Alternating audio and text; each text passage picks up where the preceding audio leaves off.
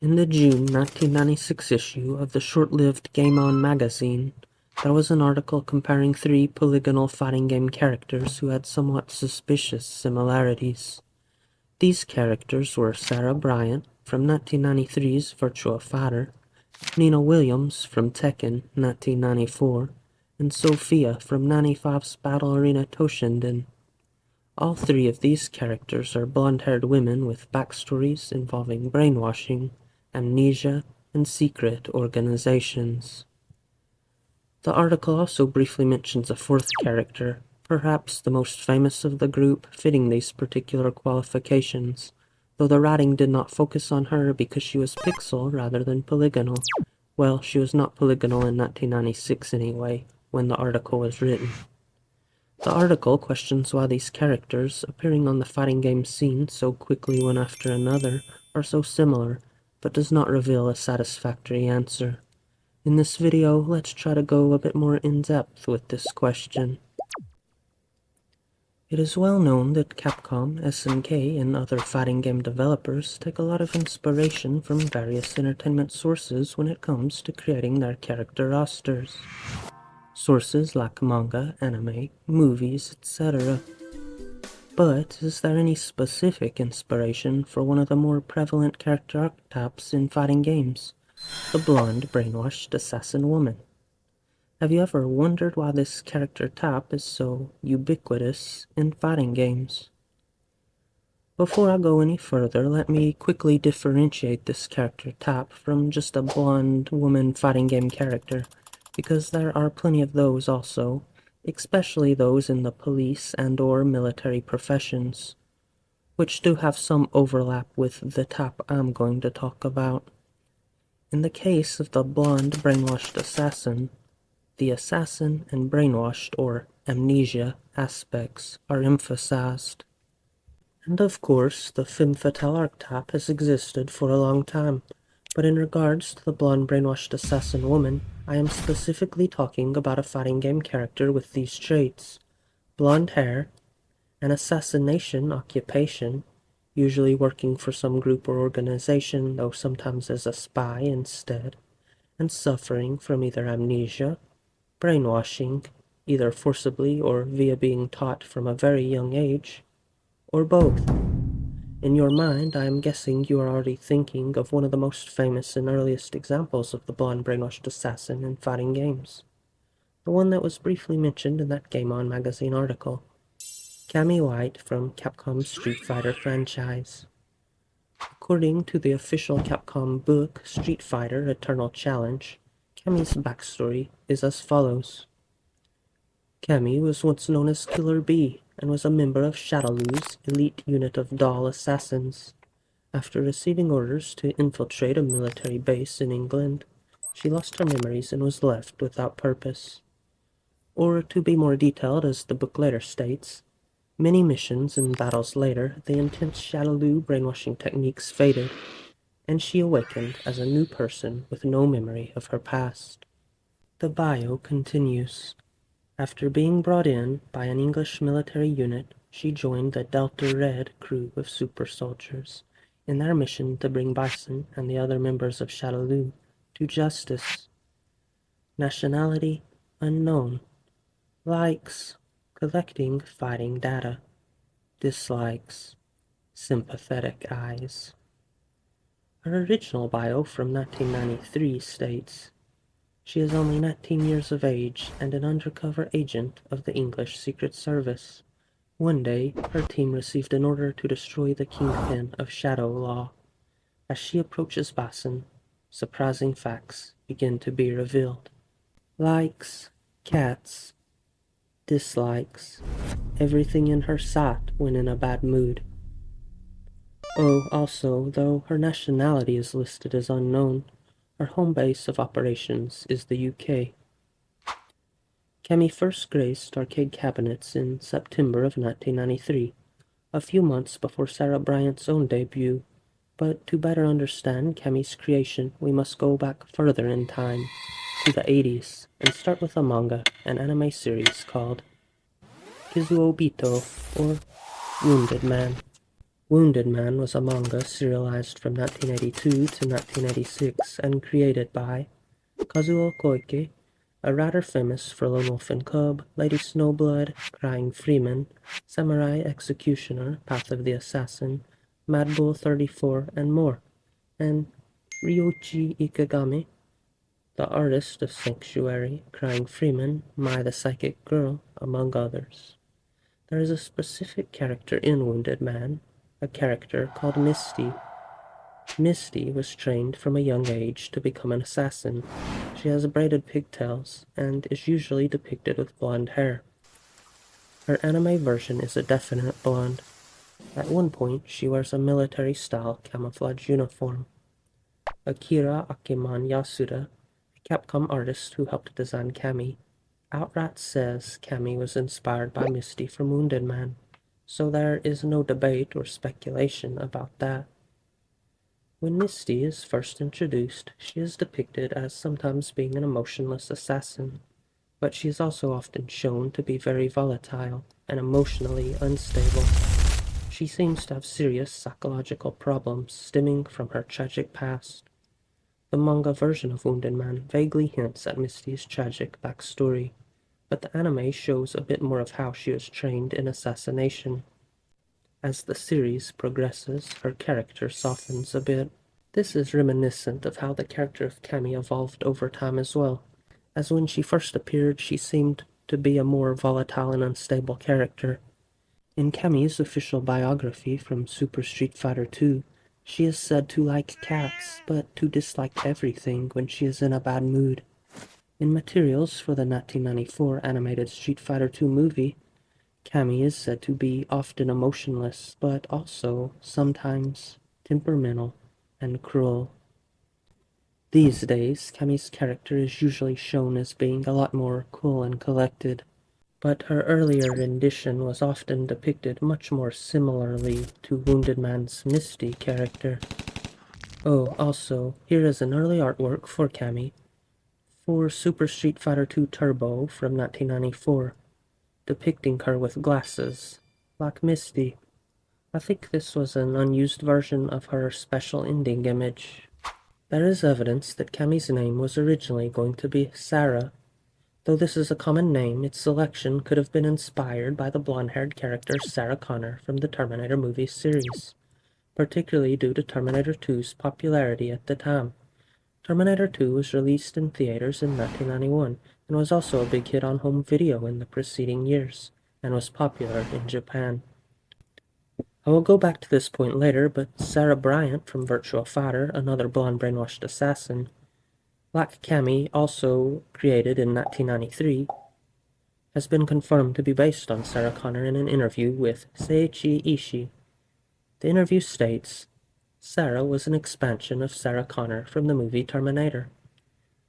The article further states, this sense of homage was also carried over to Tekken, which Ishii developed after moving to Namco.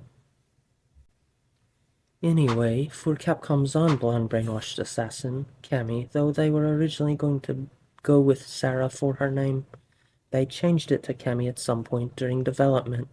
It is unknown why the change occurred, but some speculate it is because Capcom found out about Virtua Fighter being in development, and also having a blonde female character named Sarah.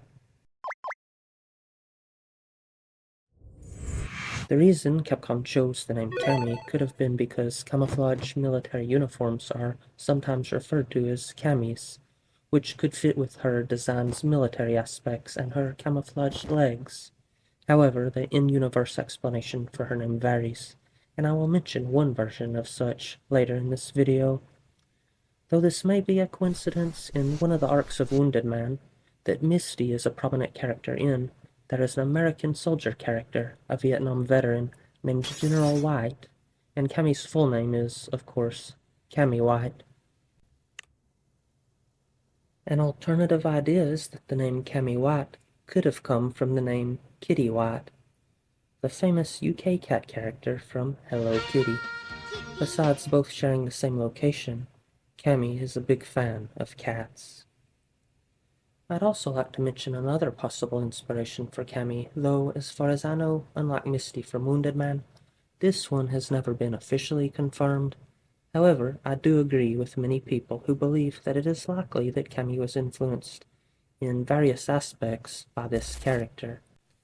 That character being Gali from Yukito Kishiro's Danmu, or better known to some as Alita from Battle Angel Alita, a popular manga that began in 1990. Now, the Kami-Gali connection has been discussed online many times before over the years, so I'm not going to go into great detail about that, but if you are interested in reading about some of the similarities between Gali and Kami, you should check out kamifan.com. Kamifan is a Kami fan site that has been online since the year 2000, though the creator actually had earlier incarnations of the website as far back as 1996. Basically, both characters suffer from amnesia, and despite their memory loss, they both still retain knowledge about how to fight and are excellent combatants. Gali and Cammy even have somewhat similar fighting styles and moves. I'll show a few comparisons on the screen. Also, even years later after her creation, the Gali influence on Cammy seemed to continue. In Masahiko Nakahiro's Sakura Ganbaru manga from 1996 and 1997, there is a scene where the character Sakura names Cammy after a stray cat. This is similar to the Ganmu manga where Gali is named after a cat. As for other manga-related inspirations, it has been confirmed that Cammy was also influenced by another popular mangaka at the time, Masamune Shiro, best known for Ghost in the Shell. In particular, Kami's arm protectors come from Shiro's Appleseed manga. And unconfirmed, but also related to Shiro, is that his manga series Dominion Tank Police features some outfits that are very similar to the Delta Red uniform, with the upside-down triangle.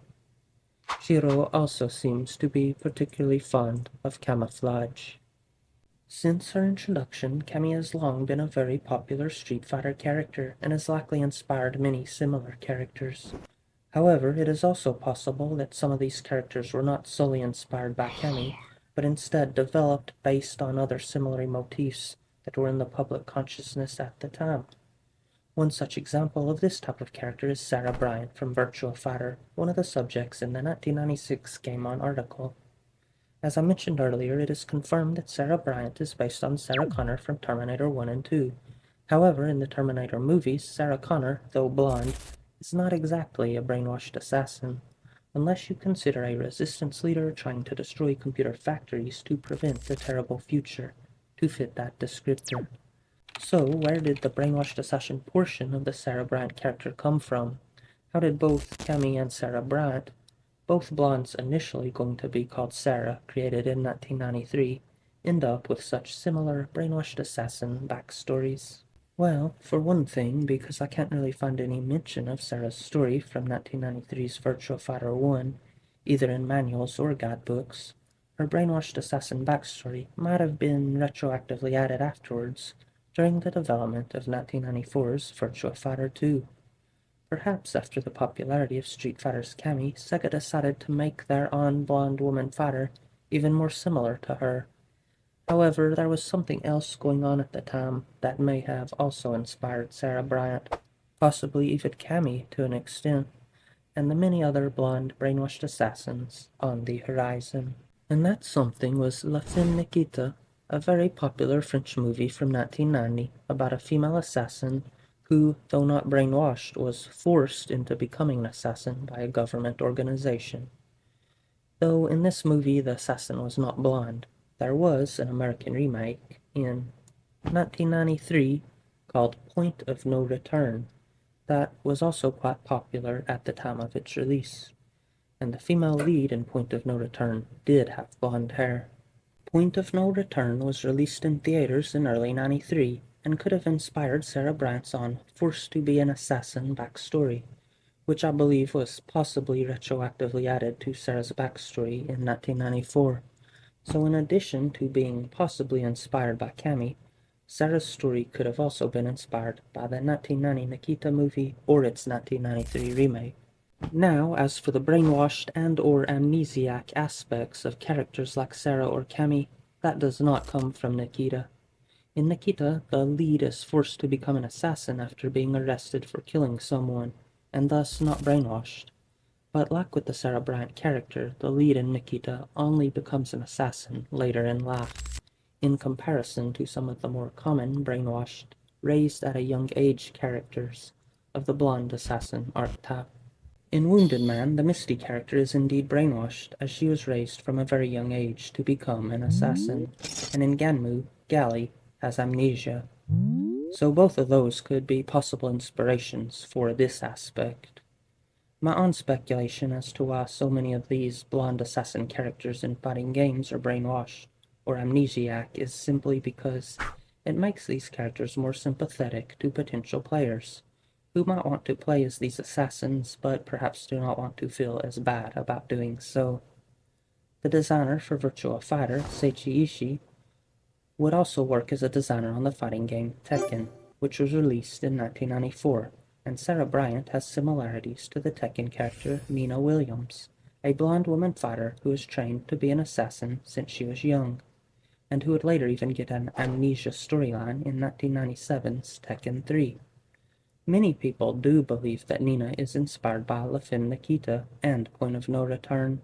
In Tekken, Nina's name is even the same as the codename of the assassin in Point of No Return, which is, well, Nina. Speaking of inspiration and influences, La Femme Nikita might also have its own inspiration, one from as far back as the 1970s. It's been suggested that Nikita was possibly influenced by the Japanese movie Zero Woman from 1974, which features the same concept of a woman forced to become an assassin by an organization.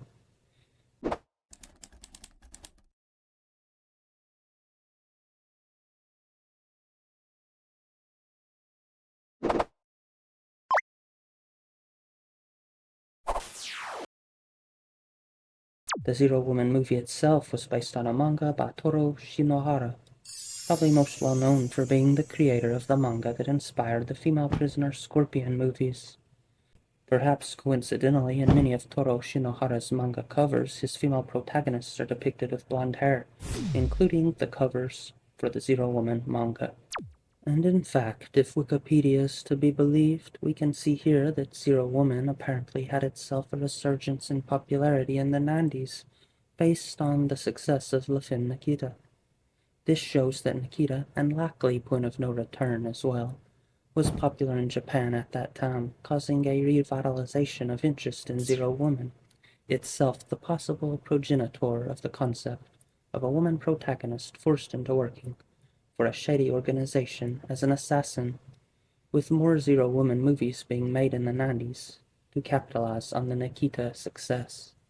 So Nikita, Point of No Return, Zero Woman, all of these were likely in the public consciousness of Japan at the time when Cammy, Sarah, and Nina, all characters created in Japan, arrived on the video game scene. However, disregarding the blonde woman aspect for a moment, what is the origin of the general concept of the brainwashed or amnesiac government assassin? Well, characters with memory problems seem to be a fairly common theme in spy, thriller, and detective fiction, so I'm not sure where it first originated exactly. The idea of brainwashed sleeper agents goes back at least as far as Richard Condon's novel The Manchurian Candidate from 1959, which had a popular movie adaptation in 1962. And in 1980, another book, Robert Ludlum's The Bourne Identity, which received television and movie adaptations in 1988 and 2002, was also influential in shaping this concept. In The Bourne Identity, the protagonist has memory loss regarding his past as an assassin, similar to characters like Cammy. A lot of entertainment media in the 80s and 90s explored similar themes involving memory loss and implanted memories, including comic books. One prominent example being Marvel's Wolverine, who was first created in 1974, but whose memory issues weren't really featured until the 80s and 90s. Parts of Wolverine's own story might even be influenced by Archie Goodwin and Walter Simonson's 1973 Manhunter comic storyline involving a secret organization. Then later there would be movies like 1996's The Long Kiss Goodnight, which involves a woman version of Jason Bourne who is visually similar to the fighting game blonde, brainwashed assassins of that time period. In addition to Yukito Kishiro's Ganmu manga, the manga artist Masamune Shiro and his influence on this era should also not be discounted, as his works were quite popular at the time. Already I mentioned a couple Shiro references related to Cammy, at least one that has been officially confirmed. But even just in general, Shiro manga and anime featured more than a few female characters working for government agencies in espionage or military capacities, including assassination. As I stated earlier, Nina from Tekken had some similarities to Sarah Brandt because the same designer worked on both characters. Also, I think Nina and her sister, Anna, look a bit similar to these older, unused Sarah Virtua Fighter concept arts. In the 1995 Street Fighter II V anime, Cammy is redesigned to look less military-inspired and more assassin-like, in the style of Sarah Bryant and Nina. Perhaps then this version of Cammy took some influence from them. Anyway, there could still be another piece of the puzzle that I am missing here, but so far this is the best possible explanation I have for the phenomenon of blonde brainwashed assassin women that suddenly appeared on the scene in the 1990s and established a fighting game archetype, an archetype that continued to persist in the years that followed, especially in the 90s, as I will now show you. Blood drops like rose petals, the sweetest kind. Scars on the hand that is holding the sky. Blood drops like rose petals, the sweetest kind. Scars on the hand that is holding the sky. Rain is falling, but it's red. Life is calling, but I'm dead. Love is waiting, not for me. I will sink beneath the sea. Rain is falling, but it's red. Life is calling, but I'm dead. Love is waiting, not for me. I will sink beneath the sea. Blood drops like rose petals, the sweetest kind. I see the scars